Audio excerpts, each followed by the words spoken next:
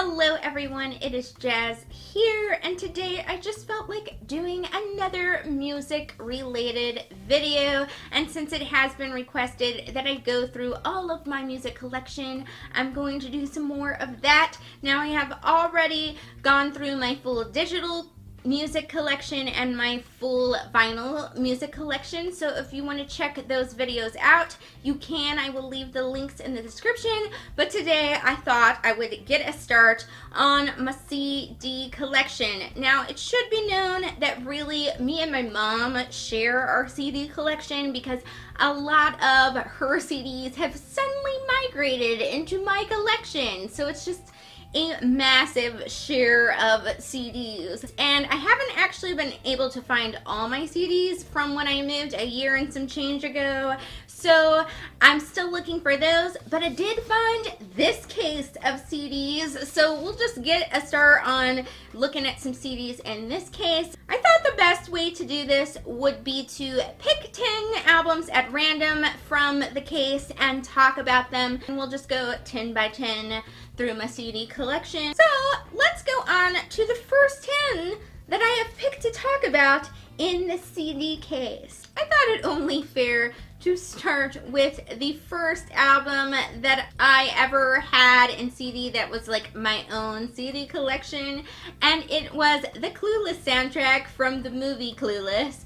Now, I'm pretty sure I got this as a reward out of a booklet of rewards for doing something in school or in Girl Scouts. I can't remember what, but they gave you like this booklet of things that you could pick out with a certain amount of credits. So I thought, oh, I'll get a CD, and I decided to go with the Clueless soundtrack, even though I don't think I'd actually seen Clueless because I was definitely younger than 12. I don't know if I was like 9 or 10, I can't remember. So I still got this because I remembered that my mom had seen it and thought it was funny. And I did end up really enjoying it. Just a lot of fun 90s peppy tunes, as I recall. I just really remember that Supermodel song. I wanna be a supermodel. And also that I kept thinking that Fake Plastic Trees by Radiohead was going to grow on me, and it never has. It's not my favorite song on this soundtrack, but I really do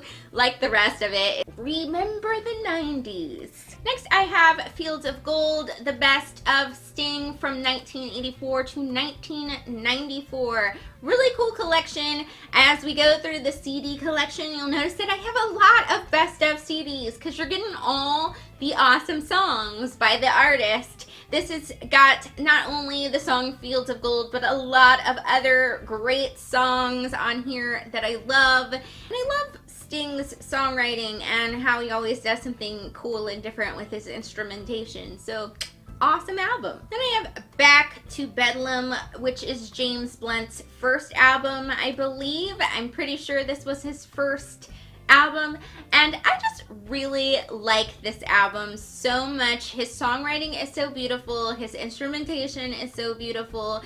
It's like deep and meaningful and just really thought-provoking, this album. So I still listen to this even though I don't listen to CDs very often because it's pretty dang awesome. Then I have The Way We Are by the husband and wife duo Fleming and John.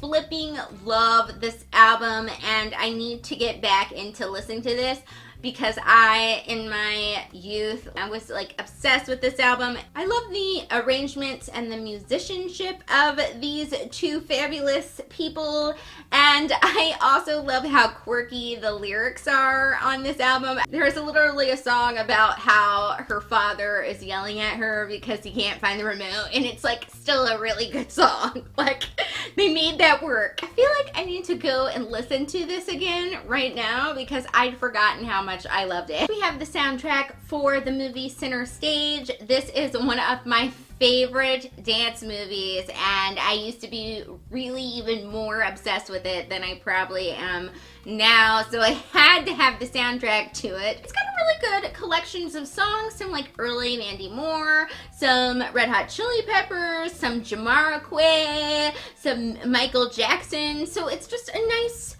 mix of dancey tunes and just fun stuff going on, and it just makes me think of the movie that I love so much. Next on my list is Paula Cole's This Fire album. Pretty much every song on this album is awesome, which is why I really enjoy it and always go back to listening to it every once in a while. Actually, I feel like I need to listen to some other Paula Cole albums other than this one, but it's one of those albums that I was like, I want to listen to Paula Cole. I'm just going to go back to the one I know. But it is really cool. I love the songwriting of all the songs, and I love how rhythmic the upbeat songs are, and just it's a thing of awesomeness. Next, I have the soundtrack for the movie Bandits. And if you don't know that movie, it is a movie that came out in the 90s, and it was a German film.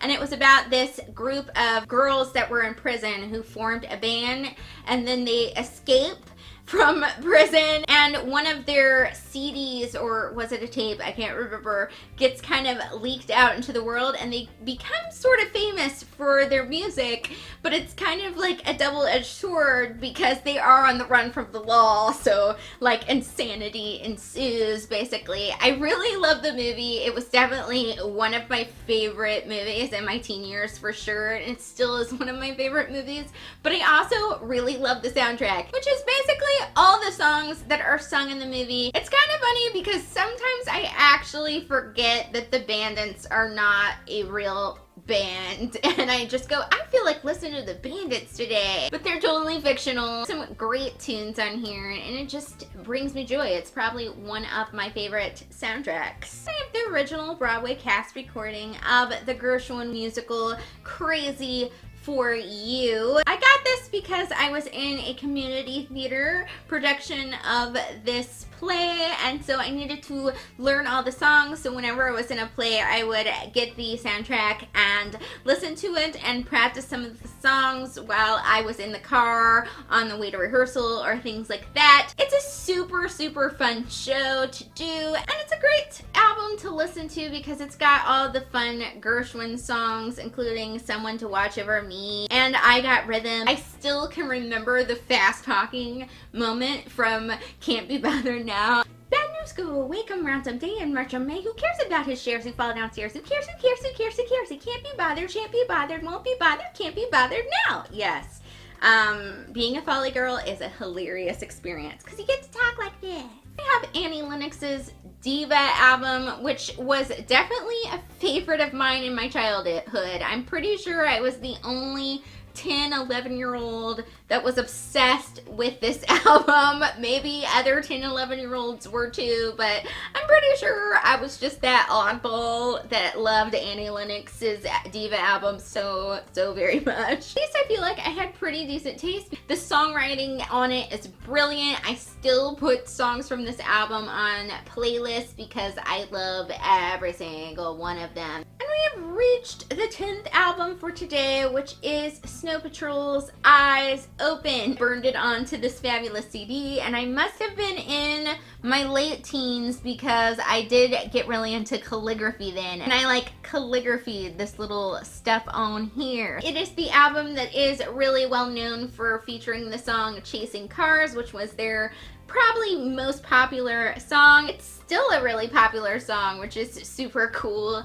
but I also loved the whole entire album. This band has just such a cool alternative kind of flair, and it is great reading music. This is an awesome CD to pop in and read to because it's kind of like chill and yet not chill all at once. So yay for Snow Patrol. Those were 10 CDs in my CD collection. I hope you guys enjoyed hearing about them, and I hope you guys check out some of these albums if you've never heard of them before, because I feel like they're all pretty dang awesome. Thank you all for watching, and I will see you on Sunday. Bye!